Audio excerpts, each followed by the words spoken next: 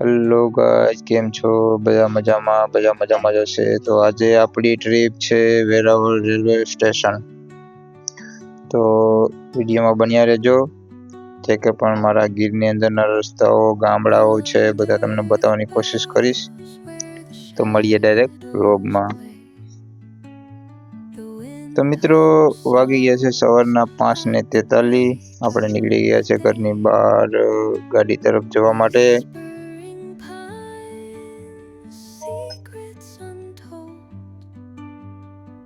તો મિત્રો, આ છે આપણી ગાડી. આપણે ગાડીનો લોક ખોલી નાખ્યો છે. ગાડી સ્ટાર્ટ કરી લઈએ.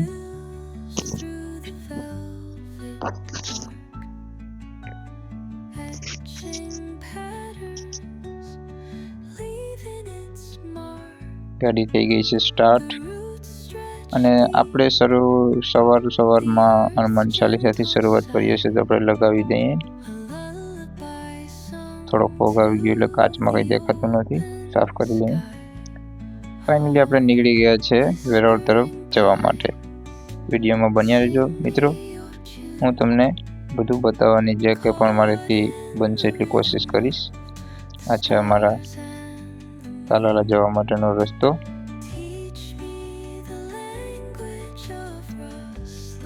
હિરણ નદી.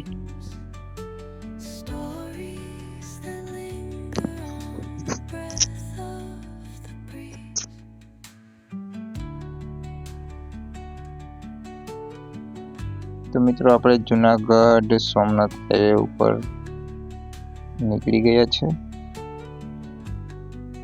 હિરણની નદીને કિનારે રસ્તો છે, રોડ છે.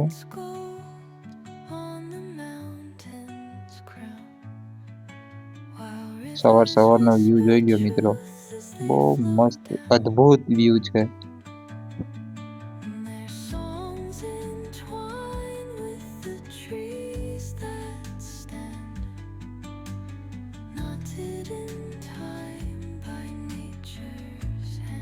ફાઇનલી આપણે તાલાલા પહોંચી ગયા છે. અને અહીંયા અમારે ખાંડ ફેક્ટરી છે. એ ખાંડ બને છે. એ આ વિડીયોમાં તમને થોડું દેખાશે. ફાઇનલી આપણે તાલાલા સિટી પહોંચી ગયા છે. અત્યારમાં હજી બધું બંધ છે. સવારનો ટાઈમ છે.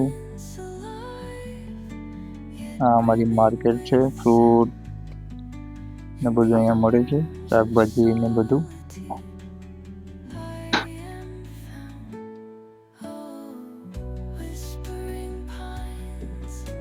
મિત્રો, આ છે અમારા તાલાલાનું બસ સ્ટેશન. જે તાલાલાની થોડી બહાર નીકળતા આવે છે. આ છે બધું મસાલા માર્કેટ. અહીંયા મરચું ને બધું અહીંયા પીસે છે. ફાઇનલી આપણે તાલાલા ક્રોસ કરી લીધું છે. આને પહોંચી ગયા છે ઘોસિયા. આ ઘોસિયા કરીને ગામ આવે છે. મિત્રો, આ છે અમારા તાલાલા તાલુકાની મોટી કોલેજ. અહીંયા હોસ્ટેલ પણ છે, આઈટીઆઈ પણ છે અને કોલેજ પણ છે. ડીએમ બારડ નામ છે કોલેજનું.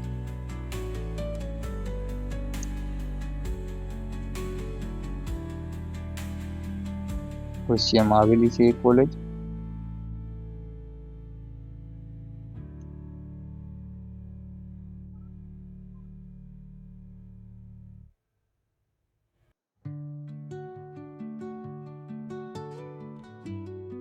તો મિત્રો, આપણે માલજીંજવા કરીને ગામ છે ત્યાં પહોંચી ગયા છે. ઘોસિયા ક્રોસ કરીને આવે છે. પાછી હિરણ નદી આવી ગઈ છે. મિત્રો, આ ત્રિવેણી સંગમમાં જાય છે હિરણ નદી સોમનાથ. જે હિરણ, સરસ્વતી અને કપિલા ત્રણનું ત્રિવેણી સંગમ છે. આ દેવડી કરીને ગામ છે, આ જવાનો રસ્તો છે.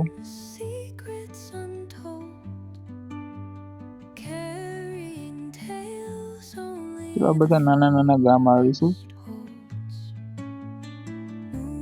અહીંયા પણ આ રસ્તાનું કામ ચાલી રહ્યું છે. એના જ ક્રોસ કર્યા પછી. અને આ છે અમારે ગવર્મેન્ટની ઓફિસો, જેમ કે કલેક્ટર ઓફિસ અને જિલ્લાને લગતા બધા કામ અહીંયા થાય છે. સોમનાથ જિલ્લો છે, ડિસ્ટ્રિક્ટ છે, એના બધા કામ અહીંયા થાય છે ગવર્મેન્ટના. આકડી હજી બને છે.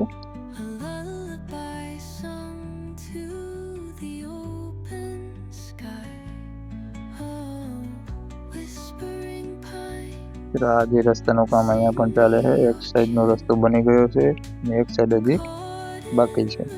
તો આ કામ ચાલે છે અત્યારે.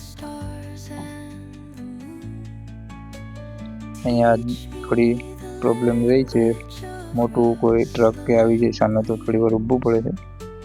આ છે રસ્તો થોડો બની ગયો છે અને કમ્પ્લીટ થઈ ગયો છે. મિત્રો આપણે ગોવિંદપરા પહોંચી ગયા છે, જે વેરાવળની નજીક આવે છે. પહેલાં ગોવિંદપરા આવ્યું છે અને પછી આપણે વેરાવળ આવશે. આ ગોવિંદપરા ગામના બધા મકાનો, ઘર, બિલ્ડિંગો મતલબ તો નથી, પણ મિત્રો આ દરિયા કિનારો નજીક આવી ગયો એટલે અહીંયા નારિયેળીના વૃક્ષ તમને વધારે જોવા મળશે. આ છે રાજકોટ ભાવનગર હાઈવે. આપણે અહીંયા નથી જવાનું, આપણે સીધું નીકળી જવાનું છે ઓવરબ્રિજની નીચેથી. તો મિત્રો અહીંયા નારેડી ચારે બાજુ દેખાશે તમને. આ રેલવે ટ્રેક છે, મતલબ મીટર ગેજ ટ્રેન જાય છે અહીંયા. એની ફાટક છે, સિંગલ ફાટક, મતલબ એક પટરી છે. ફાઇનલી આપણે વેરાવળ એન્ટર થઈ ગયા છે.